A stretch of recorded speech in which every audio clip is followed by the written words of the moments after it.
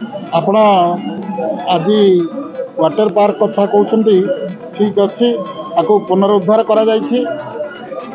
ମାନ୍ୟବର ବିଧାୟକଙ୍କର କରକମଳରେ ନୂତନ ଭାବେ ଫୁଡ୍ କୋର୍ଟର ବି ଉଦ୍ଘାଟନୀ ଉତ୍ସବ ଆଜି ବହୁ ଆଡ଼ମ୍ବରପୂର୍ଣ୍ଣ ଭାବେ ସମାରୋହକୁ ସିଏ ଉଦ୍ଘାଟନ କରିଛନ୍ତି। ଏ ସମାରୋହରେ ବହୁତ ଭଞ୍ଜନଗର ନିର୍ବାଚନ ମଣ୍ଡଳୀର ଲୋକ ଆସି ଯୋଡ଼ି ହୋଇଥିଲେ। ଯାହା ହେଉ ସାରା ଓଡ଼ିଶାର ଯେଉଁ ଛୁଟିରେ ପିଲାମାନେ ମା' ବାପାଙ୍କୁ ଅଳି ଲଗାଉଥିଲେ ଯେ ଭଞ୍ଜନଗର ପାର୍କକୁ ଯିବାକୁ, ତାର ଆଜି ପୁନରୁଦ୍ଧାର କରାଯାଇ ନୂତନ ଭାବେ ଖୋଲାଯାଇଛି। ତ ୱାଟର ପାର୍କ କଥା ଆପଣ ଯେଉଁ କଥା କହିଲେ, ଏହାକୁ ବହୁତ ଦିନ ଧରିକି ଚାଲିଥିଲା, କିନ୍ତୁ କିଛି ଦିନ ଧରି ତାର ଯାନ୍ତ୍ରିକ ତ୍ରୁଟି ଥିଲା, ଯାହାଫଳରେ 4-6 ମାସ ବନ୍ଦ ଥିଲା। ତାକୁ ଆଜି ଆମେ ପୁନରୁଦ୍ଧାର କରିଛୁ।